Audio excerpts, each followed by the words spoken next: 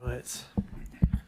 Good evening and welcome to Crawley Borough Council's Cabinet of the 23rd of April 2025. I am Councillor Michael Jones, Leader of the Council and Chair of the Cabinet.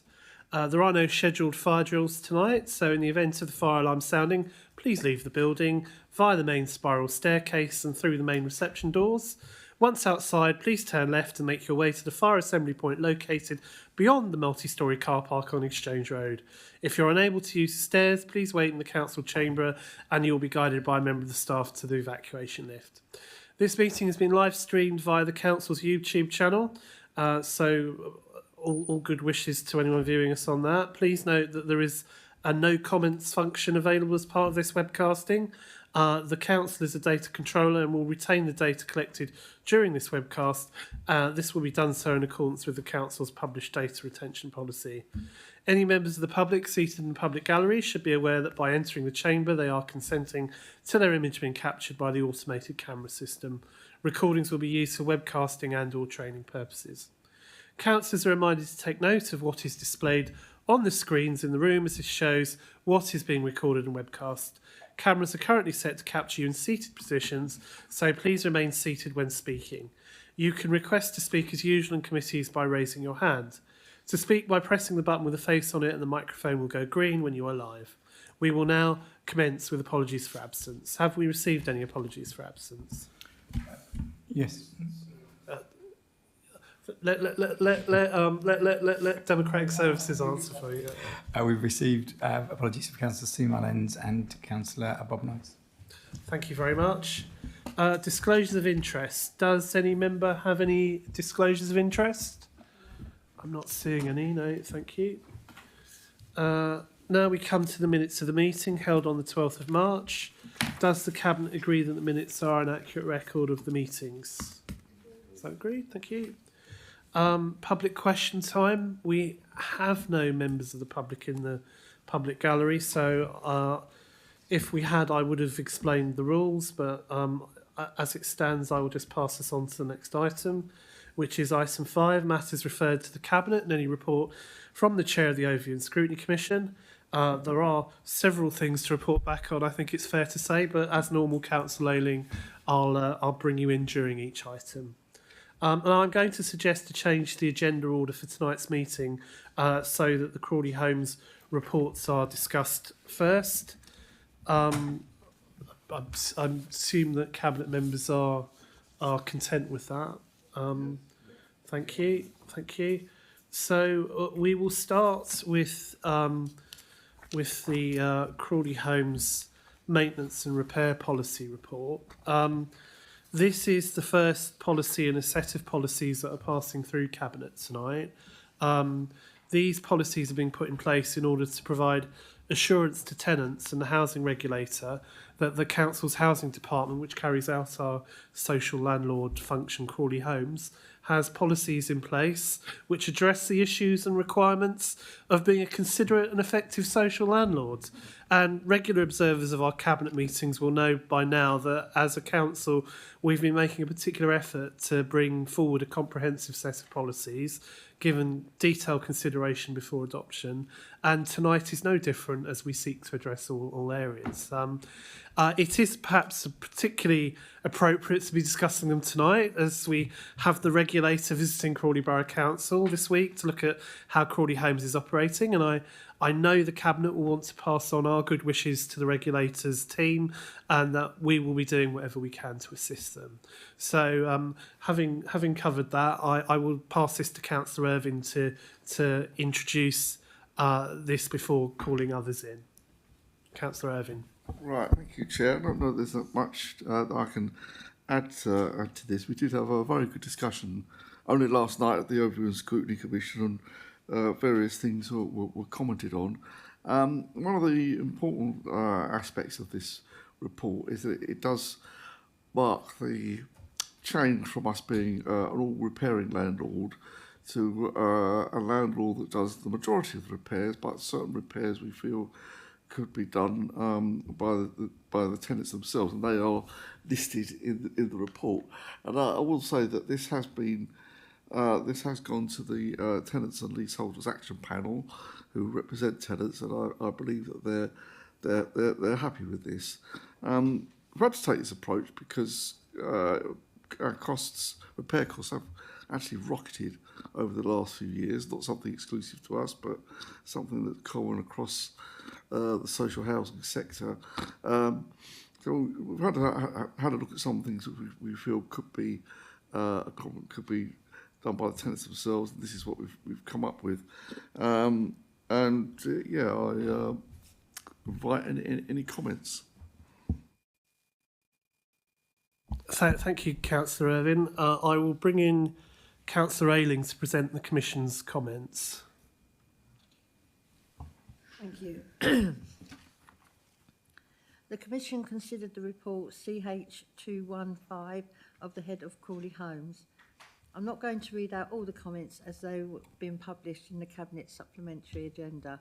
I intend to focus on the key points. Confirmation was sought and obtained on the current and future repair process, along with a detailed explanation of expenditure on various items. This included an understanding of the repairs that would become the responsibility of the tenant. Costs were regularly reviewed, evaluated and benchmarked. It was important to maintain trust with contractors, but scrutiny was key to provide value to tenants, and post-inspection was carried out. It was noted that the contractors were required to upload pre- and post photos of work taken and their post-inspection of all work. Residents have been consulted via the Tenants and Leaseholders Panel, and repair feedback events also took place. Thank you. Thank you, Councillor Ayling. I'll now open the debate for other Cabinet members, but I'll just welcome Councillor Rana to the meeting and just to check. Councillor Rana, do you have any disclosures of interest to declare? No, thank you. I didn't think so. Thank you. Okay. Right, I'll now open the debate for other Cabinet members. Would any Cabinet members like to speak? Councillor Nawaz. Thank you, Chair. I think it's given that now the repairs cost has been mentioned by Councillor Irvine, been rocketed, and in this report it's been clearly set out is this those internal stuff which we normally expect to be there. I think it's probably reasonable to think about. That might be resident will be able to do themselves, which is fair enough. My question is about those standards. You know, is there any going to be? I know we talked about there may be some kind of mechanism before and after will be there, in terms of what kind of quality people can put on when they replace those kind of repairs or getting these repairs done. Will there be some standards? There will be some restrictions, or is it just an internal house matter? They want to do it and they get it done, which suits them, kind of thing, in terms of cost and how they look. I think possibly, I'm very happy for the Cabinet member to answer that, but the officers might be the best people on this. That's a very good question. I would say that there is different quality of toilet seats and different components that you can actually purchase. I would think that we wouldn't be able to impose what tenants actually buy. What I can suggest, though, is that if tenants are wishing to carry out a improvement as such to their home, there are certain specifications that we ask them to comply to.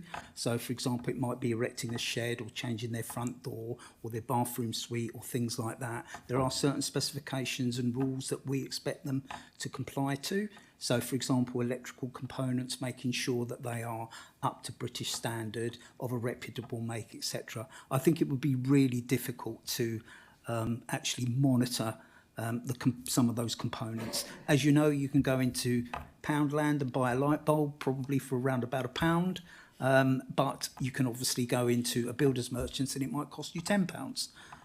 So I think it will be very, very difficult to monitor that.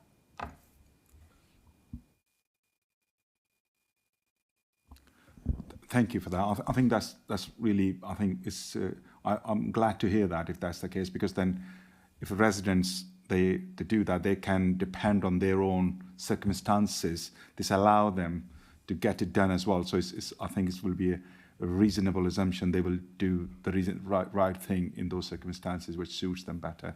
So thanks for clarification for that. Thanks very much. I don't think that it will require any changes to this report, but the thought does occur to me based on that question that maybe clear guidance could be available, or in order to sort of set out what the extent of modifications might be acceptable, because where does decorating begin and end, for example? Does it include knocking out a supporting wall, for example, or I'm sure it doesn't. But let's I suppose if we're not supervising all these ways and quite the extent as we once did, we maybe want to give that some thought. Okay, any other Councillor Mullins? I always press the wrong one. I mean, obviously we're going to support this as it's written and understand it, and I noticed the thing about block stacks is in there, which is quite important, because if you live in flats you can't quite tell what's caused the blockage, so it's quite good. The only sort of little niggling thing I've got is that not all tenants are the same. Some are elderly, quite poor tenants, for example. Some might be quite poor single mothers, and not all of them could get repairs done or afford tradesmen. So I hope that in carrying this policy, and I do see this as a limited list, it could have been longer, that we have some empathy and that we're willing to listen to what the tenants are saying in trying to explain what their needs are. Because if we don't, we can't have people living with circumstances where there's a blocked drain and they just can't clear it themselves. And then, then we might have to make a decision about whether we want to raise the cost on that or not. And I think that should be still possible for us to have that flexibility. I mean, I think for general council tenants, it's probably okay, but there are going to be exceptions to the rule. And I do think that we need to have that element of empathy built into this policy, that we can understand the circumstances in which some people are living. Thank you, Councillor Mullins. I'll let in our head of Crawley Homes, Amanda Kendall, in a moment. My memory when we had previous conversations was there would be an element of a discretion involved, but I'll let Amanda elucidate. Yeah, absolutely. Thank you, Chair. Absolutely, Councillor Mullins, we did have quite a lengthy debate about this before, and we would absolutely offer discretion, and discretion is available in all of our policies. It's written into it, and absolutely in terms of vulnerability, or if there are other issues, we would certainly look at supporting somebody if we felt that we needed to. We have quite a strict triage process coming now through our repairs contact centre, where there are bespoke questions being asked of every customer reporting a repair. If we can't help them, we'll tell them why, we'll explain the policy. But actually, if there are any other needs in the household, we are asking that on every occasion now to see whether there's actually a different approach that we need to take. Thank you. Any other Cabinet members? And then I'll pass it to Councillor Irvine. No, Councillor Irvine. Thank you, Chair. Councillor Mullins reminded me actually of something that I missed out, so thank you.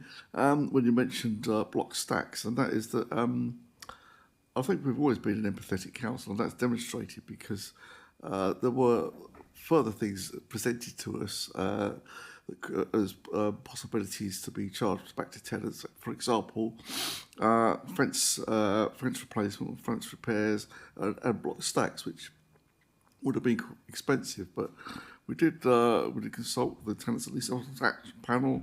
We had feedback from councillors, and it's decided that we shouldn't go ahead with those because they would be too prohibitive.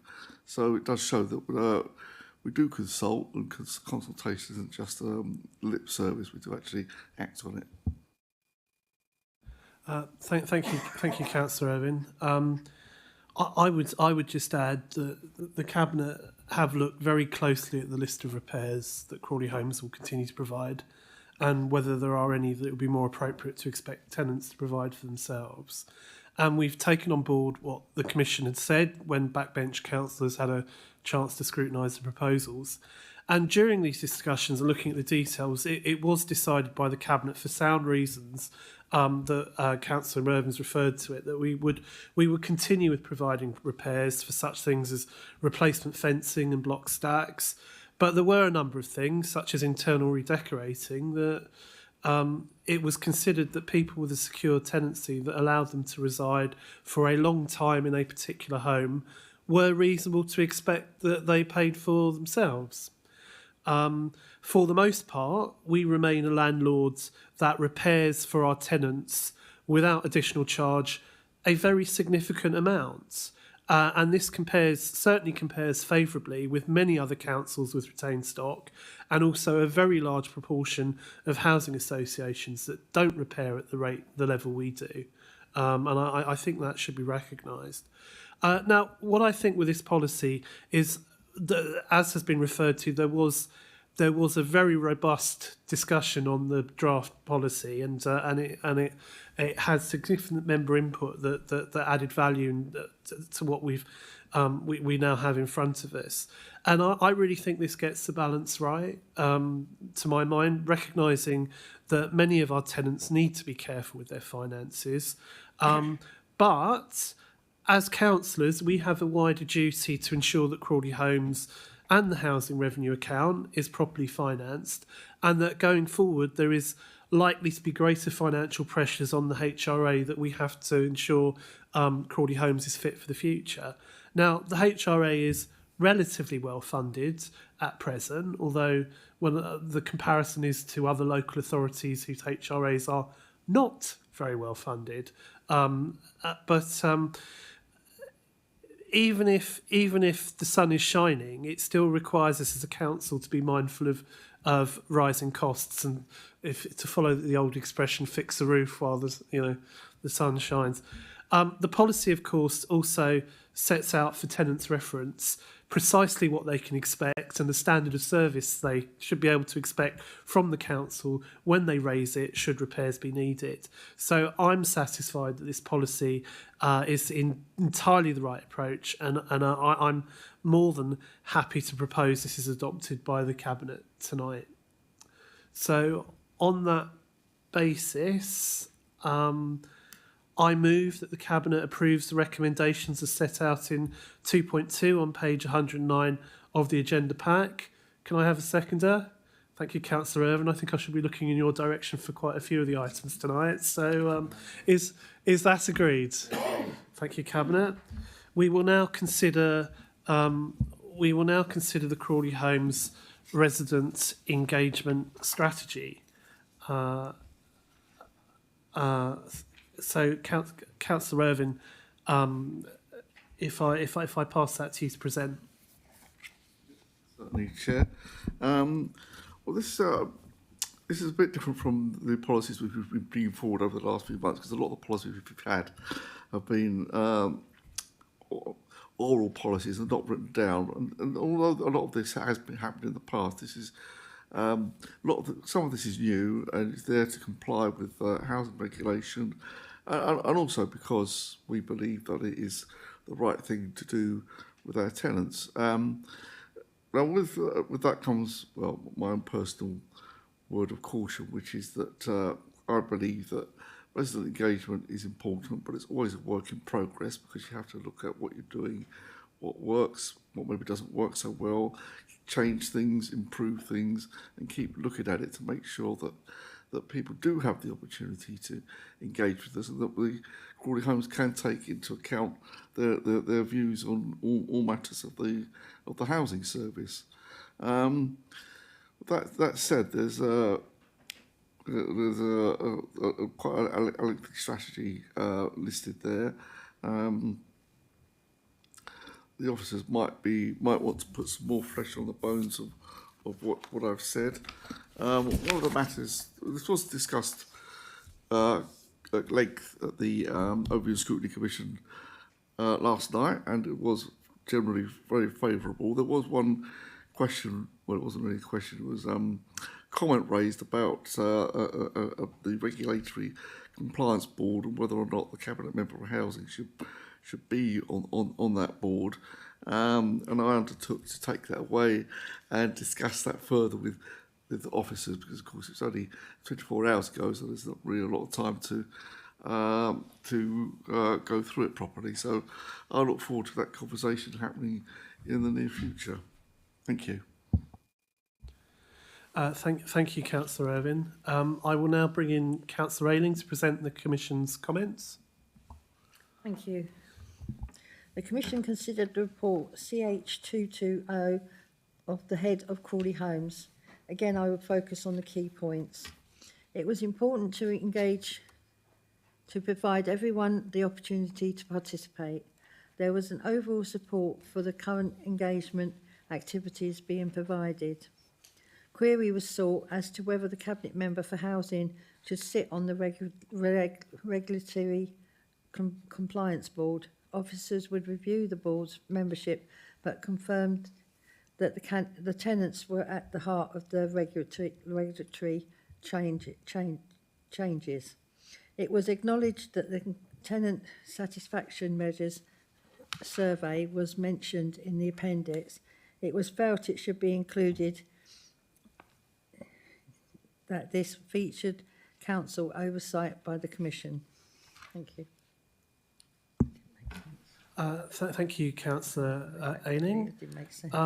I'll now open. I think your microphone's still on. That's not off now. Don't worry. I'll now open the debate for other Cabinet members. Councillor Chris Mullins. I've got the right one this time. That's good. It was just a thought on whether the Cabinet members should sit on this body. And we sit on a lot of bodies in town where we support them and fund them. And we're there quite often for good reason. And that reason is that, first of all, we're looking after council funds as they're gently spent by the various committees. The other reason is that we're also there to hear debates and probably not to vote on those organisations, but to listen to debates and to hear what the problems and issues are. And there's no finer way of doing that than to listen to a whole committee debating it rather than one or two people that you might have to get that information from as an alternative. So I've just thought I'd put my gut feelings in on attendance at such bodies, because I think there's value. It would also be important if an officer is going to those meetings, then a member should be there as well. I don't think the officers should go without a member in attendance. So I just outlining what I feel about that, because I think there's value in the member, perhaps along with the council officer, not necessarily changing the discussion or getting too involved with it, but to understanding it and perhaps giving guidance on occasions where there's policy involved. So I don't think this is necessarily a negative situation for those personnel to be associated with those meetings. I think we might be speaking at slightly cross purposes, because at TLAP there's always the Cabinet member usually attends. I'm fairly certain. So but I think this might be talking about one of the sort of operational groups that the officers have. But I'll pass it to Amanda. Yeah. Yeah, it's an internal governance board, non-executive. It's made up of officers, and we felt that our residents added value to that board because they helped us to prioritise actions that come through that are important to them. Thinking about the focus of the regulations is about making sure that tenants are safe and feel safe and heard, which is why we included them on the board to monitor how we're delivering actions. Microphone. Tenants are going to that board meeting. It is two tenants, the chair of TLAP and the vice chair. But then I'll probably keep with my statement earlier.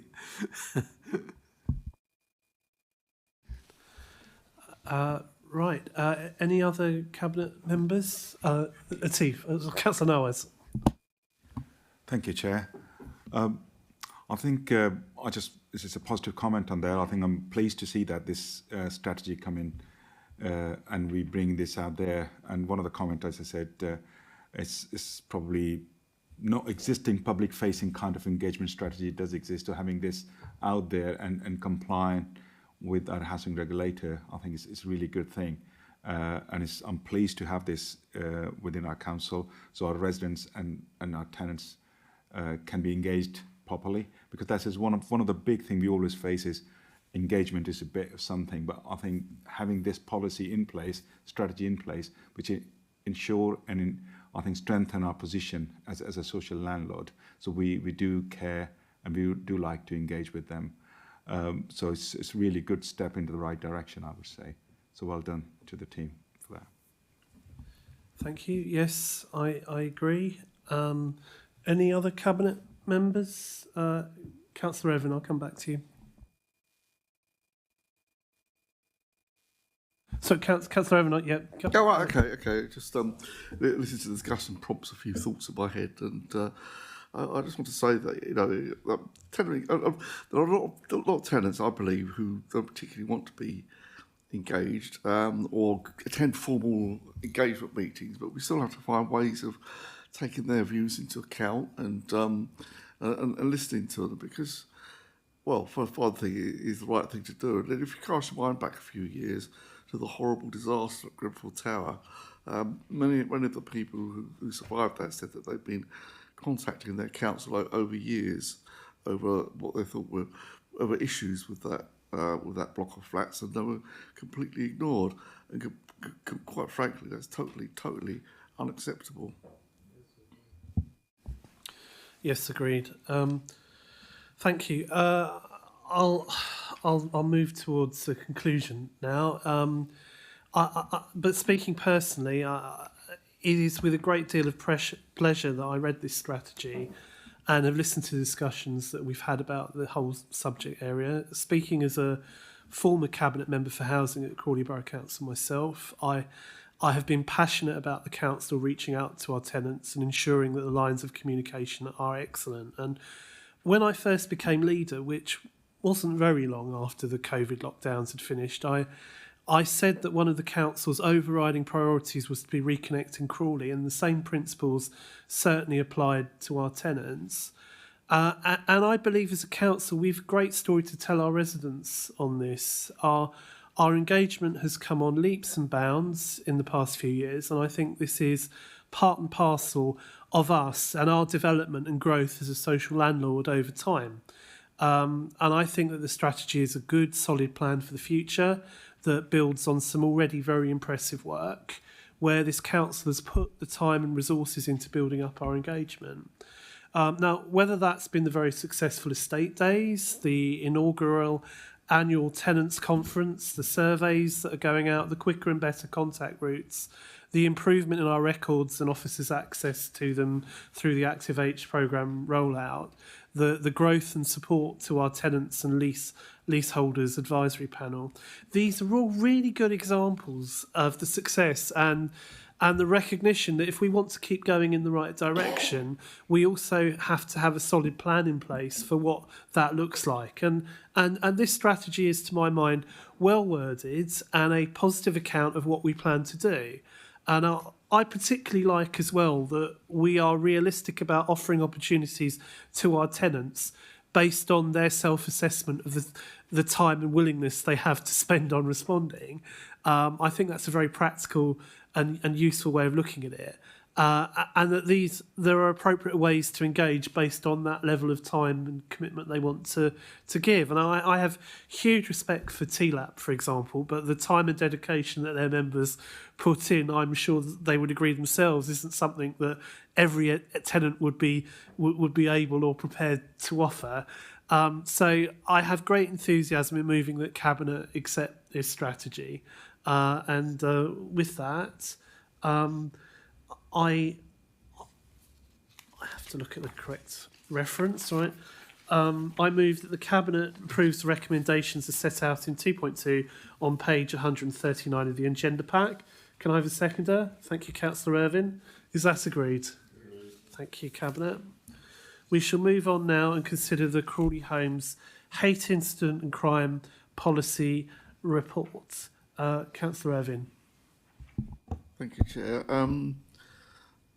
Right, well, strictly speaking, well, I'm quite happy to introduce this, Chair. Strictly speaking, it doesn't form part of my portfolio duties, but I introduced it the other night, and I have no objection to doing the same thing again. It's a very comprehensive policy. I believe it's also the policy across the council, not just for Crawley Homes. I've read it with my inexpert eye, but it seems to me that it covers everything that we could possibly want it to cover. References all the different legal context. So with that, it does set, it does lay down on paper what people who experience, unfortunately, antisocial behaviour can expect from the council, and it also gives them the tools, I believe, to be able to take up issues when they've experienced antisocial behaviour and hopefully receive a good resolution. So with that, I'll welcome any questions. Thank you, Councillor Irvine. I will bring in Councillor Ayling to present the Commission's comments. Thank you. The Commission considered... Sorry, I'll put my glasses on. Sorry. The Commission considered report CH221 of the head of Crawley Homes. The key points were that it was acknowledged that this was a 10-year neutral policy. This was a requirement around consumer standards around ASB. But it cost many services. It was queried whether the following additional legislation, Malicious Communication Act and the Prevention and Protection of Harassment Act could be relevant and included. Thank you. Thank you, Councillor Ayling. I'll now open the debate for other Cabinet members. Councillor Rana. Thank you, Chair. I think this is a really, really very good policy because, experienced neighbours like that, whether you live in a private house or whether you live in one of those Crawley homes. And sometimes you do have very malicious, very bad neighbours that you tell them to stop and they don't stop at all. Even their children cannot start. Once the parents do it, and they encourage the children as well to be, to make their neighbour's life a misery, even if you call the police. I haven't experienced it, but I know people, I had 2 caseworks, and you call the police and the police doesn't want to know. So this is such a good policy that, if there's anything, they know now who to contact if they do have neighbours like that. Because I know there have been in the past, like there have been issues over parking a lot, and there was somebody's garden all the time. There was, like a dog running around and jumping to a neighbour's garden. And then there's a cats as well sometimes. So I think this is a good policy, and I hope people, they will, report anything that they're unhappy with their neighbours, and they should report it straight away. Thank you. Thank you, Councillor Rana. Councillor Khan, Yasmin Khan. Thank you, Chair. I'm so sorry, all of a sudden I've got this nasty cold, but I will carry on.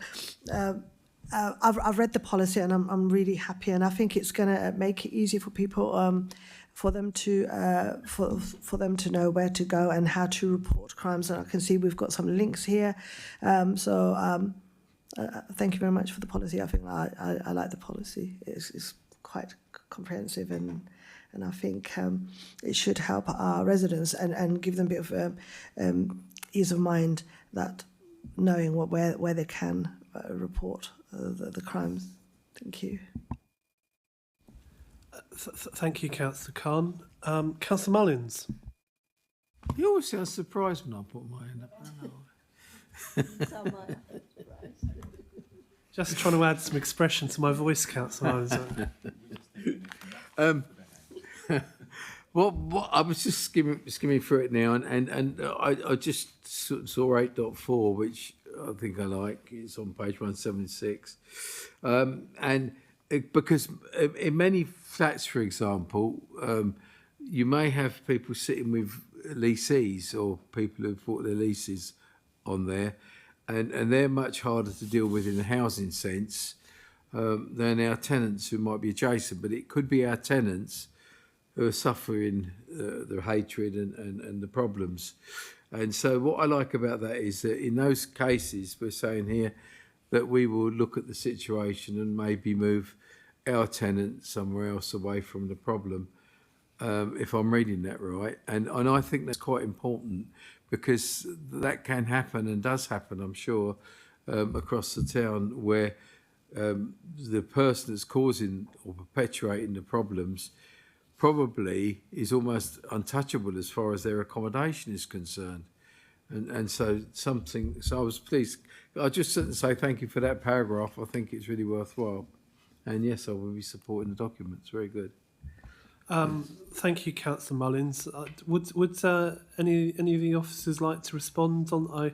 I'm a little bit dubious about any of our tenants who are not behaving to an adequate standard being untouchable. I think that's not true at all. Anyone who acts unacceptably is not doing their tenancy any favours, would be my observation. But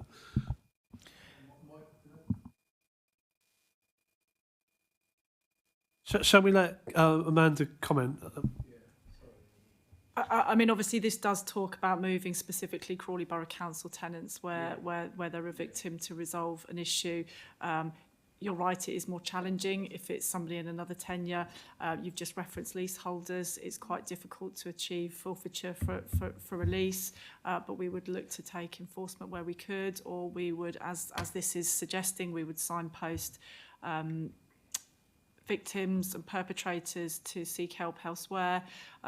We might also suggest that people go and get their own legal advice if we're not able to do something because it's a leaseholder, for example. But it is quite difficult, or extremely difficult, to get forfeiture of a lease.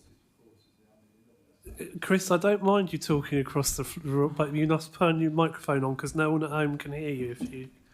Yes. And I think equally, just to point out, if there were evidence, we would look to see if there was a remedy that we were able to use under the ASB Crime and Policing Act. There are other possible remedies that we could use if forfeiture were not appropriate or we didn't have the correct level of evidence. But we would be looking at the evidence and how that kind of aligns with the solution. Thank you. Any other Cabinet members? Councillor Nawaz.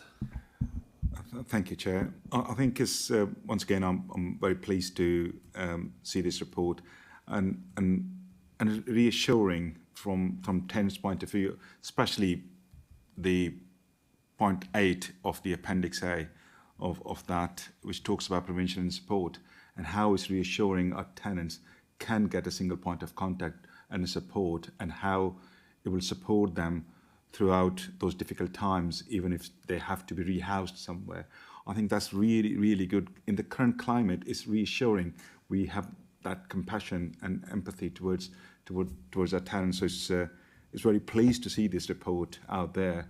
And I think it's probably more of a need to maybe publicise it as much as we can so people hear about it, because sometimes these kind of reports are there, the policies are there, but tenants may not see it. So we need to make sure that it's communicated in a way, if there is a need for support, is available to them. So I think that's something we need to make sure it happens. But overall, really good. Thank you. Thank you, Councillor Nawaz. Amanda, I think you'd like to come back on that.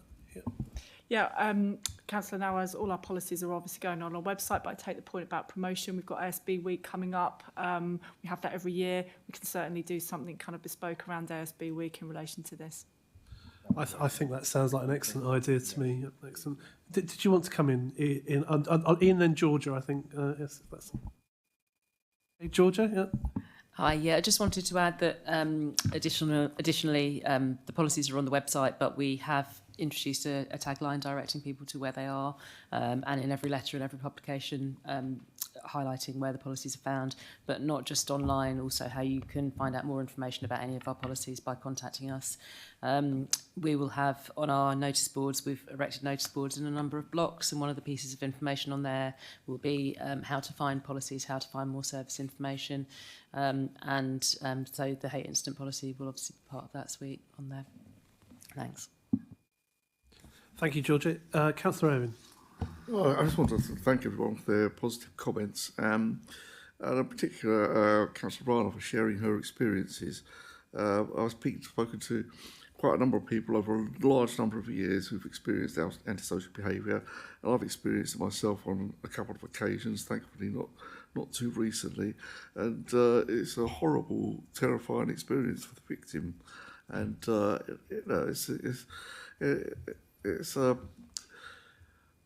it can be a blight on communities. So I hope that this document will enable people to who are suffering from this to be able to take it further and get the resolution that they need. And in saying that, I know that sometimes antisocial behaviour cases can be difficult, messy, and very time-consuming to resolve. So I would like also to pay tribute to our antisocial behaviour team for all the work that they do. Yes, absolutely. I echo that. Councillor Khan. Just a quick one. I had a casework where the person was really upset and the neighbours were like really giving them a hard time, and at the end we resolved it by installing CCTV cameras, and since then nothing's really happened. So I can say that officers do work really hard, and they do listen, and they do get solutions, and they do get the job done. So well done. Thank you. Thank you, Councillor Khan. I think I'll move towards a conclusion now. From my perspective, there could be little that is more corrosive and insidious than incidents either isolated or sustained where our tenants are subjected to hate crime. We're determined as a council to have strong processes in place to address this where it occurs. Antisocial behaviour can make the lives of those residents affected a misery. There's no other way to describe it. I think as councillors, we've all seen real life examples of this happening to others, if not ourselves. We do have a duty to ensure that in neighbourhoods of social housing, we provide that there is a policy in place to address these incidents. Although the antisocial behaviour team itself, I think Councillor Ayling referred to it as tenure neutral. And of course, as a council, we support residents with their concerns and complaints right across the borough, irrespective of whether they are council tenants or not. And that is a choice that we exercise. We don't have to do that, but we do, and we think it's important to do that. And I think that the discussion at Cabinet and Scrutiny shows this is a considered policy, and one that I'm certainly more than satisfied with, and I would therefore propose it. So I move that the Cabinet approves the recommendations as set out in 2.2 on page 167 of the agenda pack. Can I have a seconder? Thank you, Councillor Irvine. Is that agreed? Thank you, Cabinet. We will now move on and consider the Crawley Homes damp and mould policy report. Councillor Irvine. Thank you, Chair.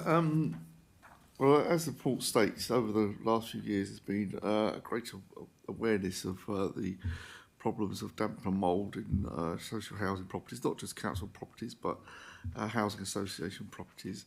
And a part of that, of course, was down because of the tragic death of a little boy in Rochdale, AWAB. And that has led to greater requirements from the regulators for us to act promptly in cases of damp and mould and work to resolve it, because it is an issue which can affect people's health, affect people's daily lives. We've set out this policy. I believe that this will help us to deal with the issue, and also make tenants aware of how they can sometimes help, for example, with matters of condensation. Resident engagement, as ever, is very, very, very important.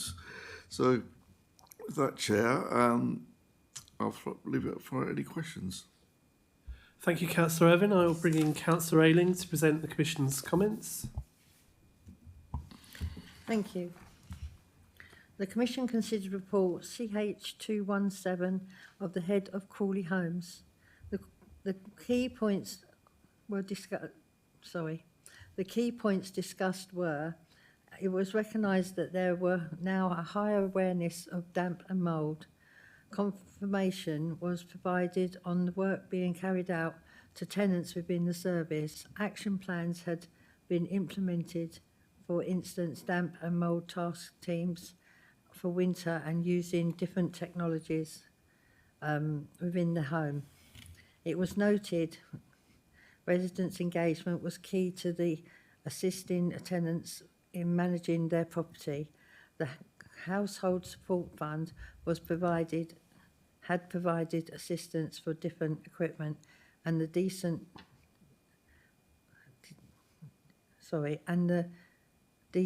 decent? It's a decant, I believe, Councillor Ayling. Decant of tenants in some instances. Thank you. Thank you, Councillor Ayling. I'll now open the debate for other Cabinet members. No, I think I'm not seeing anyone. So, what did you want to say anything at this point, Ian? Or No, not really. Yeah. Look, the council does take this issue very seriously, and this is one of the issues which is brought to me every month at my Cabinet member briefing. Thank you, Councillor Irvine. We know from the rise in numbers following the very sad news story of where damp and mould was so serious that it was fatal, that this is something that created a great deal of public awareness and overwhelming expressions of concern across the country when it happened. Now, I believe our teams at the time in Crawley Homes responded admirably to the surge, and that's what it was, the surge of contact we received from tenants. And as a social landlord, we performed well in assisting residents with clearing it or addressing any of the underlying problems such as ventilation when that was required. But it understandably remains an area of concern for tenants, and we have a commitment to protecting their welfare that as a council we take very seriously indeed. So we need to be proactive, and it is important that we effectively deal with this. And I feel this policy encapsulates well what is needed and gives tenants a good understanding of what they can expect if and when they report it. So I'm more than happy to propose that. So I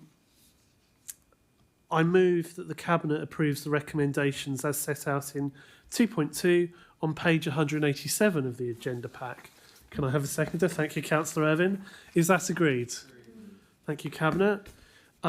We now move on and consider the housing compliance policies report, which is in respect of asbestos and water safety. Councillor Irvine.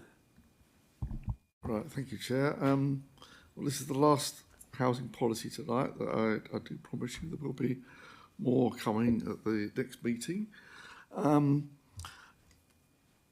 not got, well, obviously, dealing with asbestos and water safety is very, very important.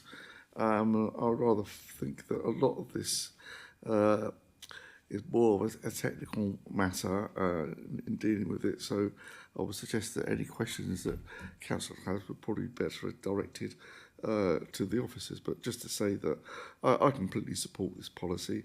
I think it's very important that we have it written down, and hopefully this will give everybody guidance as to how we will operate. Yes, agreed. Thank you, Councillor Irvine. I will bring in Councillor Ayling to present the Commission's comments. Thank you. The Commission considered report CH218, 218, of the head of Crawley Homes. Key points included: it was acknowledged that the Crawley Homes ageing stock needed to be taken into consideration, and there was support that the records were maintained in such detail. Acknowledgement that the council holds asbestos data on 100% of Crawley Homes' relevant properties. It was noted that the internal review date would be confirmed and updated subject to Cabinet's ratification. Thank you. Thank you, Councillor Ayling. I'll now open the debate for other Cabinet members. Councillor Mullins.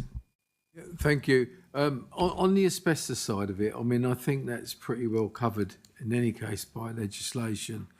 It's very much, there's been a lot of work done on asbestos over the years, going back to early days when asbestosis was discovered, and there's lots and lots of regulations covering it. So I think what I'm seeing of this is it's all pretty much in line with the legislation, really.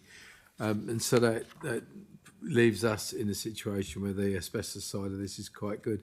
What I was a bit worried about was sometimes with the water side of it, with the old systems in the old houses where we got tanks in the loft and they can deteriorate and get quite filthy inside.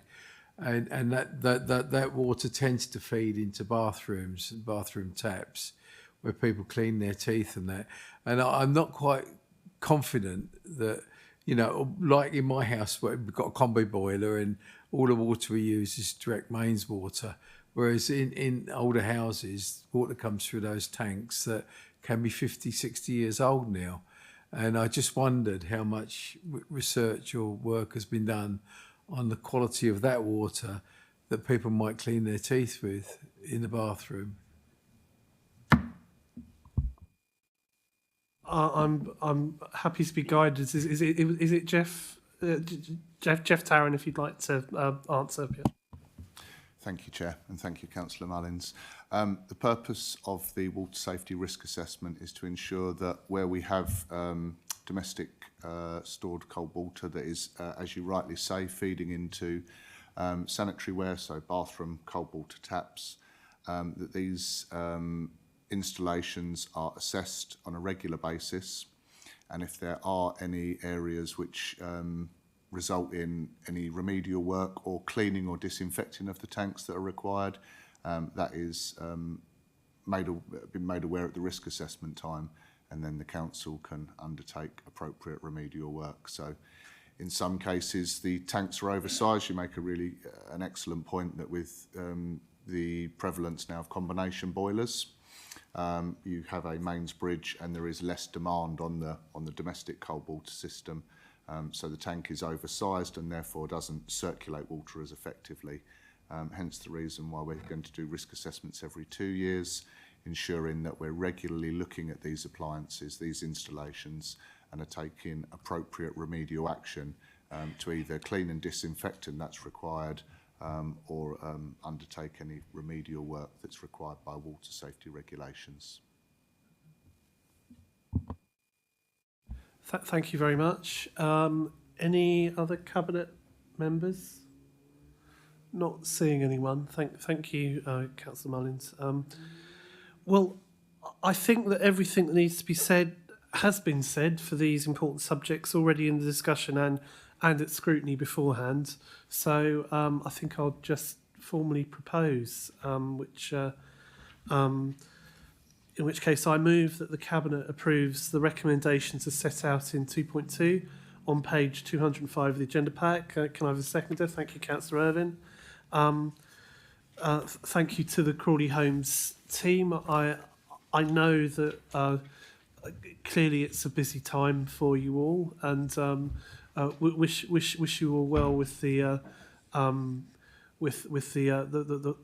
ongoing visit by the regulator, and I look forward to the conclusions that they reach when we get to that point. But thank you once again for everything you do for the council. It is much appreciated by myself and everyone on the Cabinet and in the wider council, of which you are very much part, may I stress. Thank you. Right, we will now move on and consider the off-street parking provisions reports.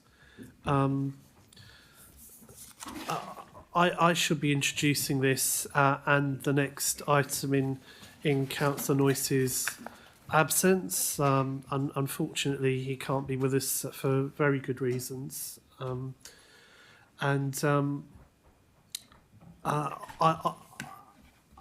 just begin by saying, as the Cabinet will remember, full Council has approved our financial strategy going forward, which anticipates raising an additional £388,000 per annum from the Council's off-street parking arrangements. Now, this strategy sets out the framework for how we will achieve that through a fairer, more intelligent and more sustainable approach to managing our parking estate. Now, what's important to stress, though, is that this strategy is not a blunt charging strategy. There's a gold thread that runs through this strategy, and that is that we want to address issues in our car parks to ensure that they are being used for the purposes that they were provided. And while we will discuss specific examples later in the meeting, this is about the strategy in this item, not the specific detail of where. And I won't be allowing that to happen at this one. It is worth mentioning now, just to give a prime example, that Goffs Park is absolutely an example where this is not happening. This is a site-by-site, purpose-led strategy, and what makes Crawley's approach different is the depth of analysis, the level of social and environmental consideration, and the willingness to pause or delay action where community impacts outweigh the financial case. Now, the Cabinet, let's set this out right now.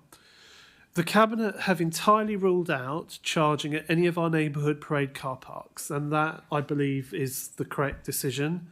These are small community-facing sites that support local shops, GPs and community centres, and using the principles outlined in the strategy, socially, the impact on vulnerable users, local traders and short-term convenience parking would have been significant. And this decision is a direct result of this strategy's commitment to balancing cost recovery with social equity. Now, some councils, indeed a neighbouring authority, has increased parking charges by over 30% in the current year. Now, I'm not naming anyone, Councillor Mullins, but there are other examples not much further afield where the tariffs set have been even more severe than that. Now, Crawley has chosen a different path. We're taking time to understand each site, each community, and the knock-on effects of any intervention. Now, throughout all this, parking is not just about income. It's about how we shape the movement, we support inclusion, and we ensure that those with the greatest needs, those with mobility issues, families without driveways, shift workers, older residents, can still access what they need. Now, we've already seen the building blocks of this strategy in action, and I think it's an excellent example of good practice, probably across local government. Kingsgate Car Park has become a live example of that, how pricing can be used strategically, not to increase cost, but to improve turnover and support footfall. We've doubled income there over the last year without increasing tariffs, just by charging more intelligently. Now, that's been an outstanding success. Now, this strategy, I think, gives us the tools to take control of our parking estate in a way that is smart, lawful and socially responsible. I did speak in a little more length than this at OSC, but I think that covers the main points. So what I'll do now is I'll bring in Councillor Ayling to present the Commission's comments on this item. Thank you, Councillor Ayling. Thank you. The Commission considered report HCS 091, the Head of Community Services. The key points noted were general support for the volume over value approach and the decision for non-charging at neighbourhood parade car parks that supported local shops. It was queried whether further analysis could be undertaken for TROs and enforcement for disabled bays at all parades. Confirmation sought and obtained regarding the proposed charges to Orchard Street multi-storey car park. It was proposed to offer low-cost parking with easy access to Crawley Station. It was acknowledged that any maintenance currently came at a cost. Larger bays would be considered during any future relining works. Confirmation sought and obtained over which car parks were subject to business rates. In terms of ANPR usage, it was noted that this was problematic on occasions and discontinuing its use was being considered. Thank you. Thank you, Councillor Ayling. I'll now open the debate for other Cabinet members, but just to be clear, we're talking about the policy here. The analysis of some of the individual locations we'll be discussing in the next item. So would any of the Cabinet like to talk about the policy in its generality? Councillor Knowles? Yeah. I think if it's obviously I understand we've seen the report, the further analysis down there, but in terms of generality, I think it's probably fair to say having this policy gives us a little bit more, I say the councils and offices to see how we can maximise and make our car parks more safer for our residents and also the people who do shopping in different places. So in generality, I think it's a good report. I don't think any questions I have this, but I have follow-up question, the analysis side of things. You may well not be the only one. Yes, Councillor Mullins. Yeah, and I'll stick to your rule for this. Just to say that I think it's good that we've looked at all the parking situation in Crawley, not just the environmental, but also in the parks and leisure areas. And this report considers the whole parking situation as a whole. So that is going to be quite important. It's very important that we take the right decisions for each area because they're very different from one another. And I won't say any more than that because you've asked me not to. Well, no, I've asked you to say it at the right time. Right, Councillor Rana. Thank you, Chair. Does this involve disabled parking, this policy, or not? So, well, I think I'll let Dan Carberry come in, but I think it will cover disabled parking where it's an issue. But yeah, Dan, would you like to answer that? Yeah, Councillor, I think this the strategy outlines how we will approach it more generally and how it will be considered when we evaluate each site. So the provision of disabled parking is a fundamental part of how each site will be assessed going forward. Thanks, Dan. Any other Cabinet members? Can't see. Oh, Councillor Knowles, I'll let you come back. Just one quick clarification on page 25. It says it needs to go out for 21 days statutory consultation side of things. Does that mean the comments we receive can have some impact or some changes maybe and brought back to the Cabinet, or is it going to be the head of the service who will make that amendments and changes? Will it bring back to Cabinet? So that's clarification. Thank you. Yeah, so the public consultation is exactly that, seeking the views of the residents that will be using those sites, and absolutely it can change the parking design. So things that we would consider is nearby residents concerned about displacement, for example, or the Highways Authority being concerned about things like that. So absolutely, the consultation can change some of the design element. The process for that is the same as the strategy document.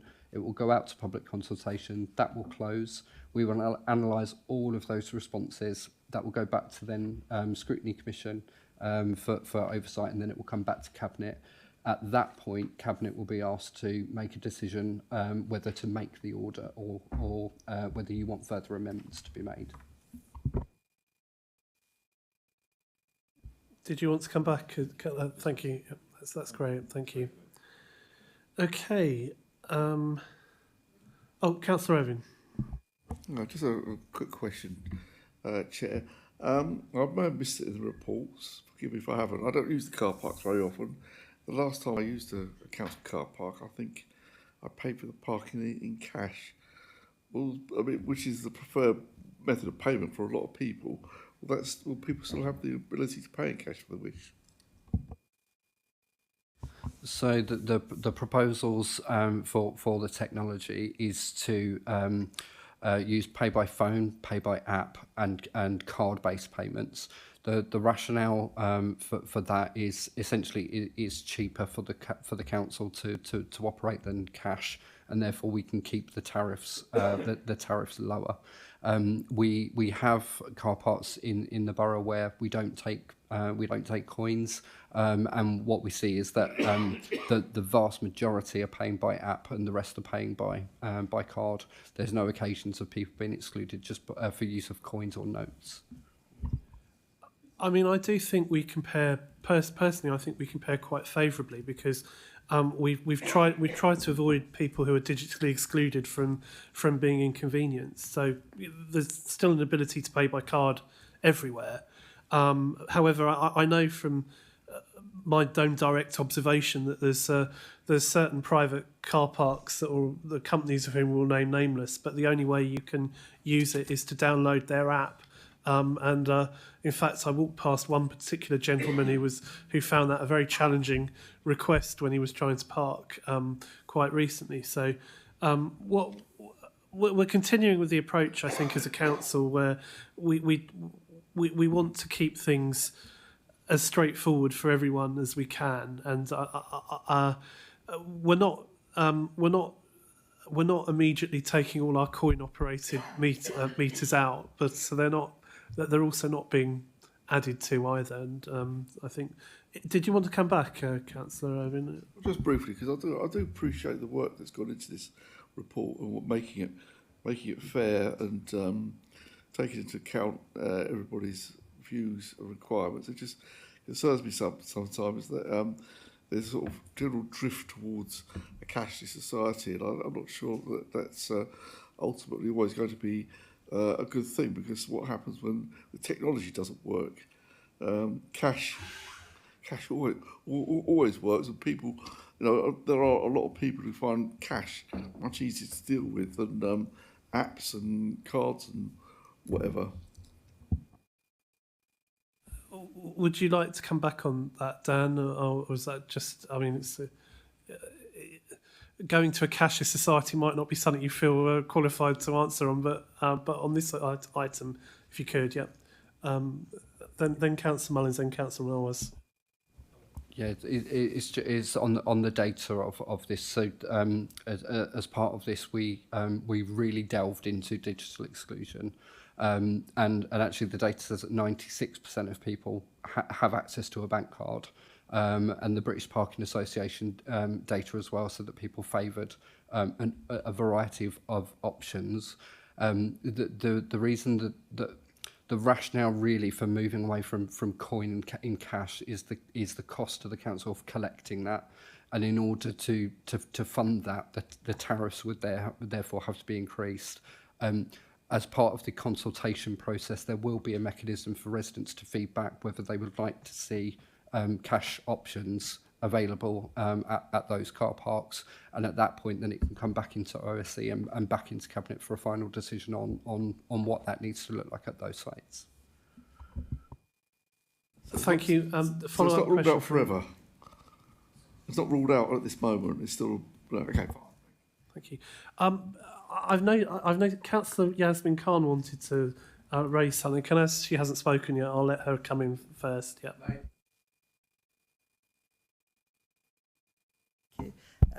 Yes, I think we've had a discussion before about the cash. I think since pandemic, I think people are not really using much cash nowadays, and no, hardly. I don't carry no cash no more. It's card.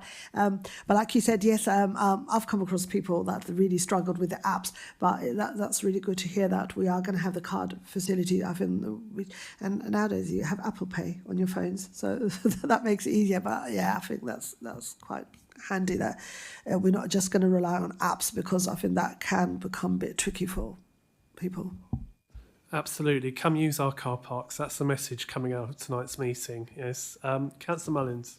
Yeah, it's just an experience when I was down the West Country.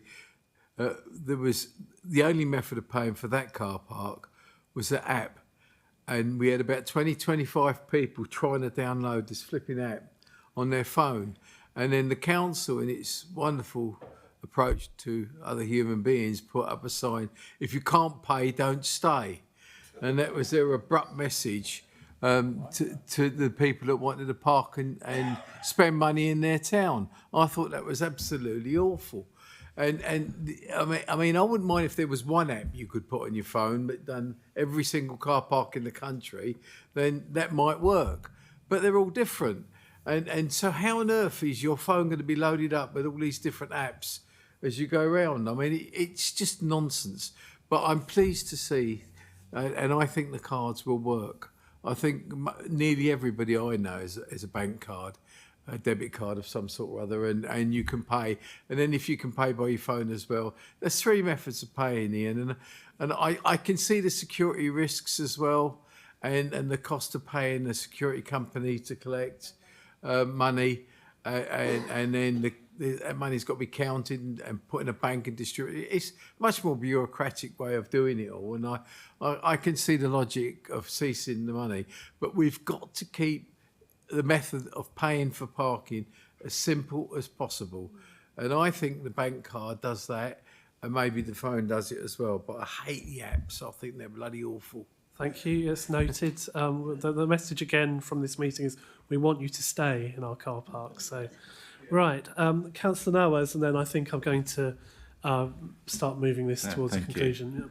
Yeah. I think it's on the same topic. I think you mentioned you can pay by phone, by card, and app as well. And I agree what's been said about the app. But there are some apps which are quite universally accepted in many car parks.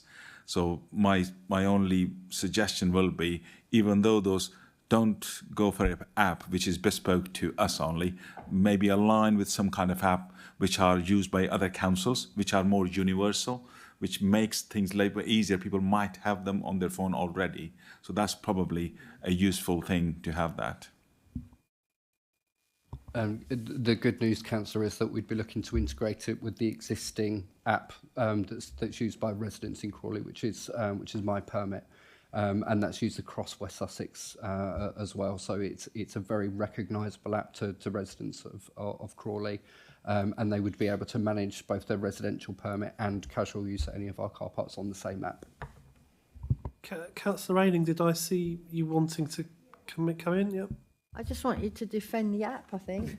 The one advantage that I've paid with an app, and the advantage is that if you're in town and you've paid, say, £3 to park for 3 hours, you go off to do your shopping, it lets you know when your 3 hours are up and you can put more money on it, and so you don't get a ticket. So that's a good thing about the app. I've defended the app. Thank you. Well, I do feel we've given the various methods of payment a good airing now, so I think I'll move us on. Thank you for the discussion tonight. I think, as I introduced it, perhaps I sound biased, but I do think this is a good strategy, and I think it's going to prepare us well. And some of the details of how we'll be applying this strategy we'll be covering in the next item. So on that basis, then I move that the Cabinet approves the recommendations as set out in 2.3 on page 13 of the agenda pack. Can I have a seconder? Thank you, Councillor Khan. Is that agreed? Thank you. We will now move on and consider the off-street parking places analysis report. Again, we'll be introducing it. Now, this second item applies to strategy and practice. And this will be where I allow detailed comments on specific areas.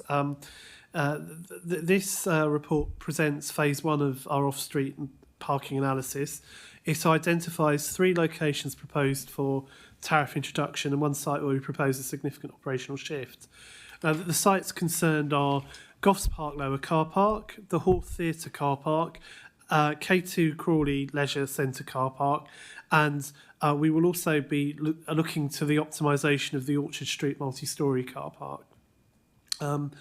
Addressing the Orchard Street multi-storey, this is the largest multi-storey in the council's estate with 448 bays, but weekday occupancy remains around 50%. So it's no longer serving its strategic purpose in the way we'd want. So we are proposing to reposition Orchard Street as a low-cost, long-stay site supporting town centre workers, visitors and local residents. The planned changes will include rebranding the site as the High Street car park, introducing worker and residential permit schemes, and trialling secure cycle storage and car club infrastructure. This will align the site with the successful approach that's been taken at Kingsgate Car Park, offering a further competitive car parking offer which improves the town centre balance and enhances the site's role in supporting access to employment, services and visits to the historic High Street. Goffs Park Lower Car Park. This was originally intended for park users, but this 46 space car park is now dominated by commuters. It's full most days, but turnover is low. As I said to the OSC yesterday, you can wander through the park itself at times when it is deserted, but still find that car park jam-packed. So there's no mystery to this. These are commuters and they need to pay for their parking at an appropriate town centre location. A nominal short stay charge is proposed to restore the park's leisure focus and improve availability for families and casual users who often experience problems finding somewhere to park when they arrive because of the commuter parking. It is estimated that this will achieve a modest surplus income and will mean this site can be accessed by those wishing to visit Goffs Park. Just as importantly, it means that revenue derived from this can go back into Goffs Park directly, which I think is welcome. We're also exploring a 26 space extension subject to an assessment of the green space impact and community feedback. Moving to the Hawth Theatre, the Hawth currently offers around 250 unregulated bays and serves over 350 public events a year, including theatre performances, local festivals and community use. We're proposing to introduce a modest tariff tied to usage patterns and ensuring that the prices are compare favourably with locations of other theatres in the local area. We're very aware of the Hawth civic role. As part of the consultation, we'll explore how the site supports access for education and community programmes and how infrastructure upgrades such as the formalisation of bays, particularly blue badge bays, can be funded through this change. K2 Crawley Car Park. K2 is the most complex site in the estate. It serves a major leisure facility, schools, regular competition events, but again it is used as a free overspill car park for other activities entirely unconnected to the leisure centre or the activities going on within it. And this is now frequently leading to problems, particularly at weekends. It is often over capacity, and the current lack of regulation is leading to dangerous parking taking place, which is causing on-site queuing and severe disruption to Metrobus services, to the point that at some points the bus route cannot extend into the leisure centre, which of course doesn't encourage people to use public transport to get there. Consultation will shape the final proposals, which could include a traffic regulation order to improve enforcement and tackle unsafe parking. It could also include repurposing the Tilgate Lane surface car parks to act as an overflow parking during peak times and major events. K2 really needs a bespoke solution, and we're taking the time to get that right. And we're starting with public input and careful partnership, working with our key stakeholders. This phase one analysis is a direct application of the strategy, taking forward proposals where the case is strong and continuing to refine and consult where it's more complex. Now, I do anticipate that during this time of transition, some changes will not be universally popular, but sometimes we have to grasp the nettle and take difficult decisions that we know people may be unhappy with in the short term, but will improve things in the longer term for everyone. So with that being said, I will bring in Councillor Ayling to present the Commission's comments. Councillor Ayling. Thank you. The Commission considered report HCS 092 of the Head of Community Services. The key points noted were, whilst there was support for the volume over value approach, the following points were highlighted.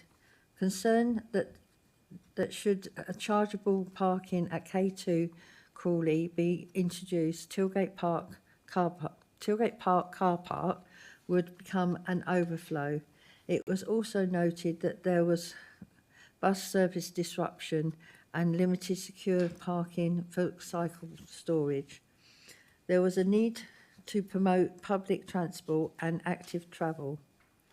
There would be a negative impact on the Hawth performers should charging be introduced.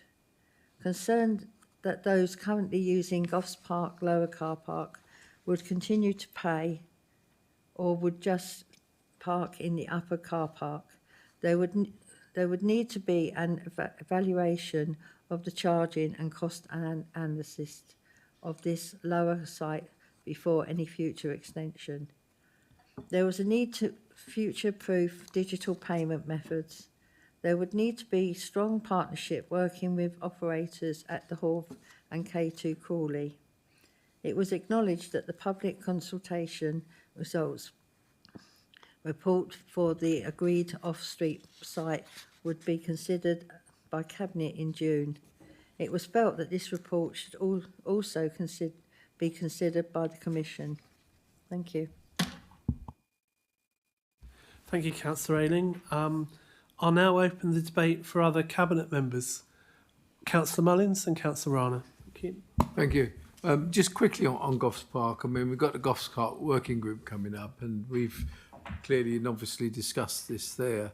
We're quite keen to get the extension done to Goffs Park, and also I think the council should be generally, because that would also increase the revenue fact in that on that car park, given more spaces to be sold. But I mean, the truth is that that what Michael said earlier, that car park is used by commuters that walk down the road adjacent to the railway station, and you can see that the cars are left there all day, they don't move, and then in the evening they empty out. We did try for a little while a system where we lock the car park at a certain time of the day, but we discovered that somebody with a screwdriver or something had removed one of the posts or the structure across the posts and got their car out that way without paying. So, I mean, there is definitely a need to ensure that car park, Goffs Park, is used for the park use and not for commuting. So I support that. I mean, like everything else, it will need proper instruction. I would like to move ahead as soon as possible with the extension, because I think as soon as we start to do it, we are going to need the extension there in any case. And we've got some big events coming up on the park, like Circus Air and other party events in the park, which will attract a lot of people. And if they can't come to the park and park there, as I think Marion said, they're going to go around looking for somewhere else. And they probably will go to the upper end of the park and park there and walk down. But I think we should be thinking about getting that extra extension onto that car park as soon as possible, rather than delaying it. On the other ones, the K2 and the Hawth, which have got similarities, I think that we've got to work with our contractors on both sides. It's quite important that they fully understand what we're doing and why we're doing it. I think that that sort of site management might be, if it's sold to them properly, be of interest to them, because they might feel that it's in their interests as well to ensure that their parking system that will be installed is there for people who are using K2, for example. There is some argument about K2 whether you should, if people have got gym membership or something, some sort of membership in the club, whether they should get some sort of refund or discount on that. I mean, that's probably a more technical debate that we need to have as we move forward, whether we do that or not. On the Hawth, I just noticed that the payment would be for up to 3 hours. And I'm thinking of the days when I've been in the theatre and there's been lots of encores and things like that. And it is feasible that you could be over 3 hours. By the time you attend, you have a drink in the bar before the show starts, and the show goes on, and then there's half a dozen encores or something.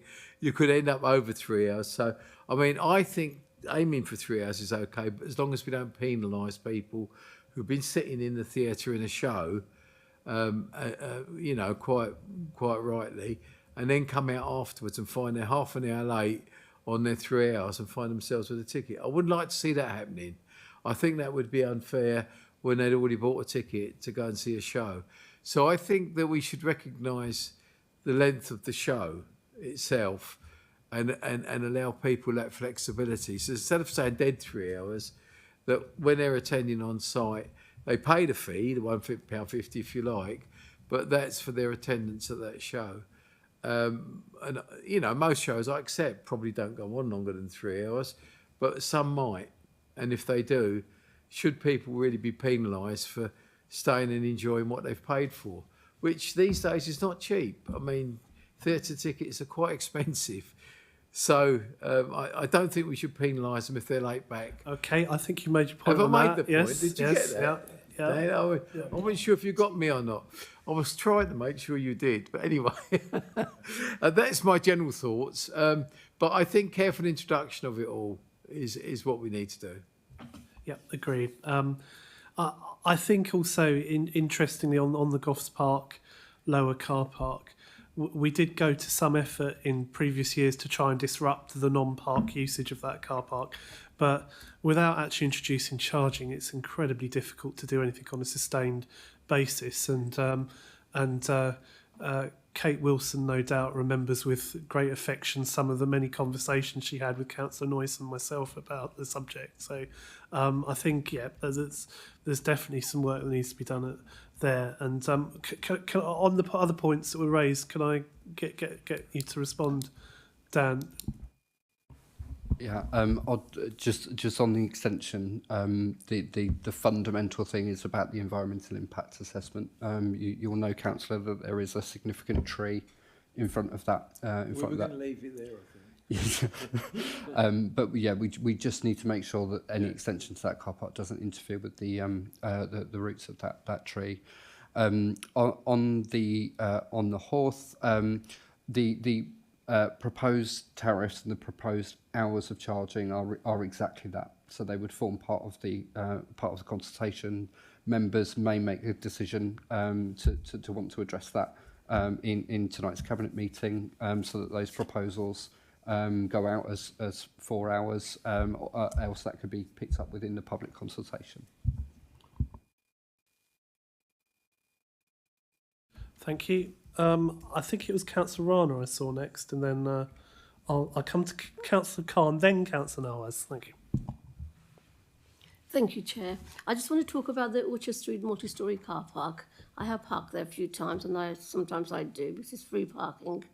And the first 2 floors are always busy, they're full, because it's only kind of full with office workers who have offices nearby, and mostly it's people who go to the gym as well, because the gyms sometimes give them either reduced fare, I remember someone telling me, or it could be free, comes with their membership. And because the car park is a bit far away from the town centre, sometimes if I park there and I have to go to the mall, it does take about 10 minutes to walk there. So that's the reason people don't want to park there. And another thing is, not many people are aware that there's a car park there, actually. So what we need to do, actually, put big banners about, maybe advertise more about it, and also maybe like, the Kingsgate car park is £2.50 or is it £3.50, I don't know, all day. We should have something like that, so I need to encourage more people. So I'm sure it can be workable, but lots of people don't know there's a car park there. So it needs to be advertised more thoroughly all over the town centre. Yes, there's another car park, and you can park there, and it's going to be free for you to park as long as you like. Thank you. Thank you, Councillor Rana. Councillor Yasmin Khan, I have next. Oh, I'm sorry, unless there was anything Dan would like to respond. I should have on those points. Yeah, Councillor, the proposed revised tariff for that site is £2.50 all day to bring it into line with Kingsgate car park. And as part of that, renaming it and rebranding and doing a significant amount of marketing to encourage people into that site as well. So yeah, those points are covered. Thank you, Dan. Councillor Yasmin, go Yeah, on. thank you, Chair. I think before I forget, on the Orchard Street parking, we've got Morrison's there, so I don't know if people can still park there, or is it free or no? Is that stopped? Okay, no, that's fine. So, because Dan and I, we spoke earlier on, so we said we're going to be renaming it and we're going to rebranding it. So £2.50, that sounds good. Horth, I know what Councillor Mullins was saying about flexibility. I mean, 3 hours, £1.50, or I think 4. I think that's it. The max. We can't even, if somebody decides to have a drink for hours and hours, we can't just let them off, basically. So I think we will have to have a limit on there, isn't it? Yeah. So I think 4 hours sounds good. I think that's if they are watching something. Goss Park, I think before we do the extension, we need to have the parking system in place, because we're going to have more problems than if we have an extension. We're going to have more and more cars. So I think we need to have the parking system in place, I think. And K2. I don't go to K2, but I go to another gym. So what we do is, like, when we get there, we have to punch our registration numbers in. So I don't know if we're going to give that sort of, like, if the attendees will have that sort of option where they can just punch their registration numbers in and then they don't get charged. Thank you. Yes, I think validation is one of the methods that's been looked at, but I'll let Dan answer. We will be asking in public consultation, should members agree, this evening there will be a specific question in the public consultation to gather thoughts about a validation agreement. And I think it's it's important to note that the council has a significant role in the health and well-being of our residents, and this proposal doesn't seek to make it more difficult for people to access. Councillor Rana referenced the parking agreement or the parking arrangement at Orchard Street for the gym group, and that is an arrangement that the council supports. So we'd look to replicate that where we can in other sites across the borough. Thank you very much. Councillor Nawaz. Thank you, Chair. I think lots been discussed about the whole theatre and the misuse of our car parks is probably a right term at times for those. But looking at, I'll look at the numbers side of things. I was close looking at that, not the K2 at this point in time, but if you look at the table on page 96 for whole theatre, it says 250 parking spaces, and the operational expenditure is exactly the same for 46 car park space in South Goffs Park. Apologies for that. Goffs Park. In terms of percentage for that is quite high. And is that like maybe one attending officer all the time there kind of thing, or how operational expenditure per year exactly the same for 46 spaces versus 250 spaces?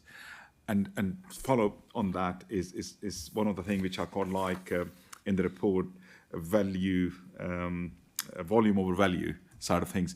But in those two tariffs, it doesn't look like that way. It looks like a little bit more like we're going beyond. In whole theatre side of example, when you look at the competitive analysis of all the neighbouring towns, it does sound like we're charging a little bit more than what the report says. It may be they're doing hourly, but it doesn't sound clarified to me.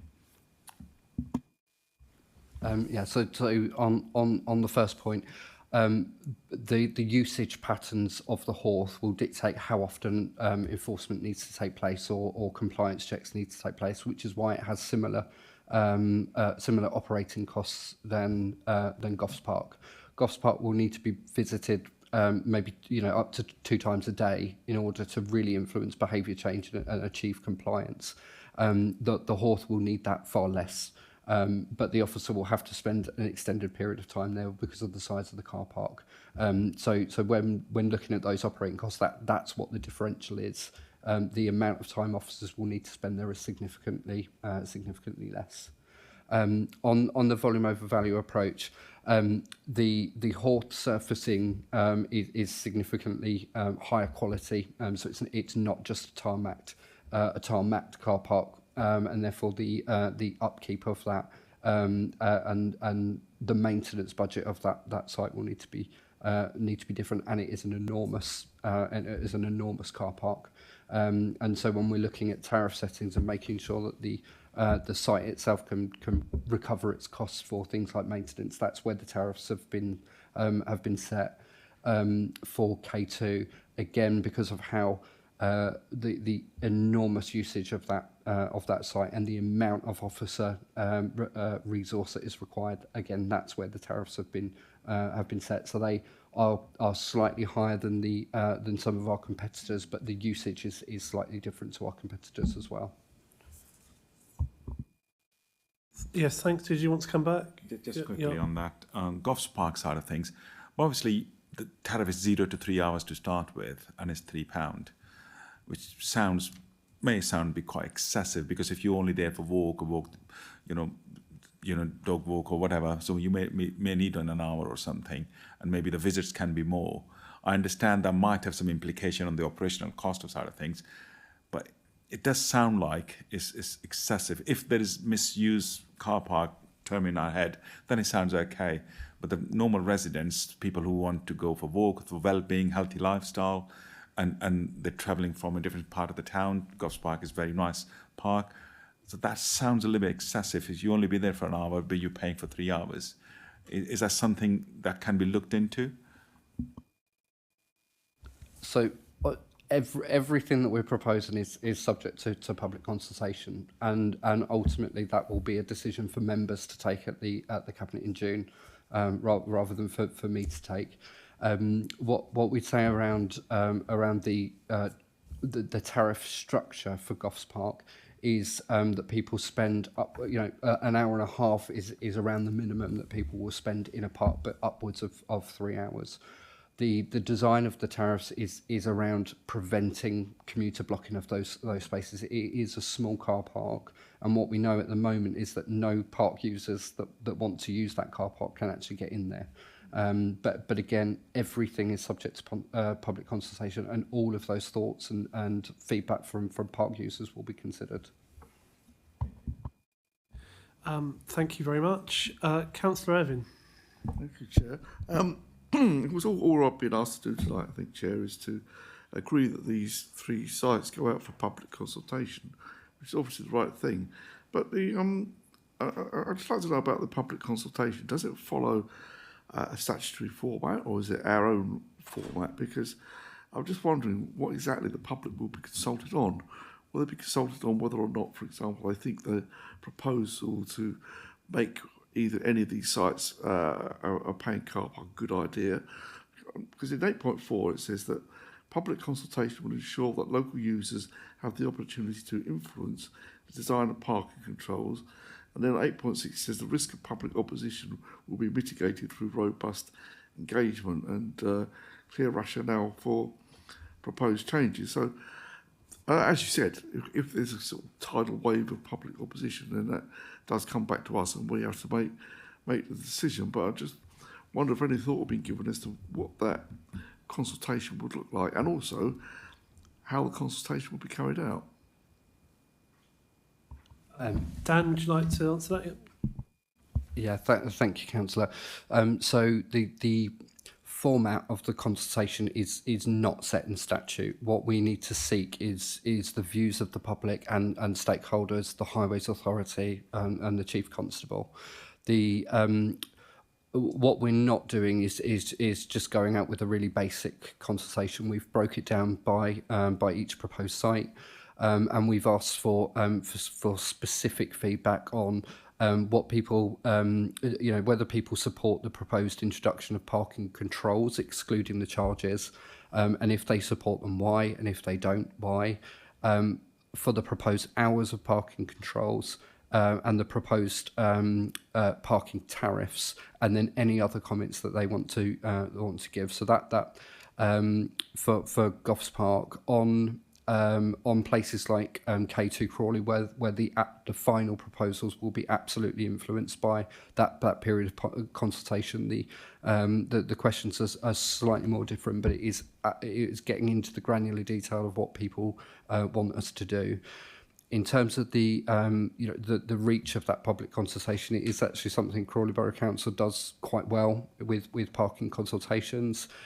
We go and place notices at sites explaining that there is a public consultation and how people can engage with that. And the rationale for each site will be the first thing that people are presented with. So it will say, our proposals for Goff Park are this, these are the reasons why, and then it will ask the consultation questions. We'll also put a notice in the Crawley Observer and do a lot of publication of that on our social media channels as well, to try and get as much engagement as we possibly can. Thanks, Ian. Did you want to come back on that? I just want to come back very briefly, Chair.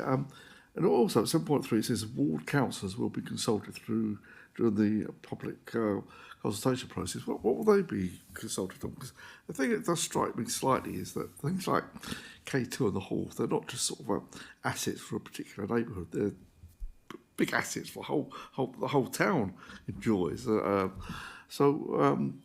it just be the councillors for particular that those facilities are situated who will be consulted, or will there be a consultation with ward councillors? It might be nearby, but remember, you get my drift, I think. So for all parking consultations, the default is to specifically reach out to those ward members to find out what their views are. But what we would say for sites which are major leisure or cultural facilities, that we would push that out via an all members bulletin and ask for members to really engage with those consultations. Thank you. I think that every cabinet member's now had a chance to speak and has done so. So in that case, what I think was we'll move to conclusion. I think it's been a useful discussion. I think we've I think that we've got a very solid and sustainable plan for the future. I think this is we've done something, and we've done it in the fairest way, would be my view, and I think we now just have to await the public consultation. So with that said, I move that the Cabinet approves the recommendations as set out in 2.2 on page 83 of the agenda pack. Can I have a seconder? Councillor Knowles, I saw first on this occasion. There'll be other opportunities, Councillor Mullins, I'm sure. So we move on to the supplemental agenda. There is no supplementary agenda. So with the business of the Cabinet of the 23rd of April concluded, the meeting is now closed at 20:43. As a reminder, there is a Cabinet briefing on Wednesday the 14th of May, and this will be for the Cabinet taking place on Wednesday the 4th of June. So with that said, may I wish everyone a very pleasant evening, and everyone at home who we're about to say goodbye to.